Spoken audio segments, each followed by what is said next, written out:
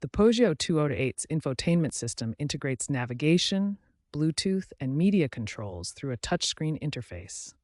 Common issues include freezing screens, Bluetooth pairing failures, and navigation errors.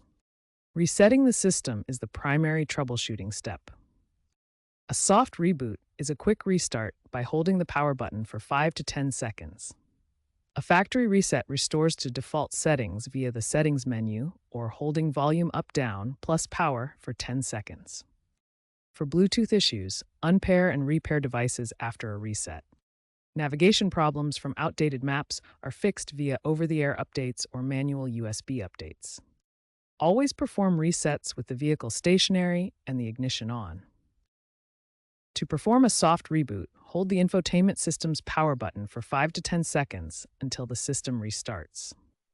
For a factory reset, navigate to the settings menu on the touchscreen, usually found under System or General, then select Factory Reset and confirm. For Bluetooth issues, go to the Bluetooth settings, unpair the problematic device, restart the infotainment system, and then repair the device. For navigation problems, check for OTA updates in the system settings.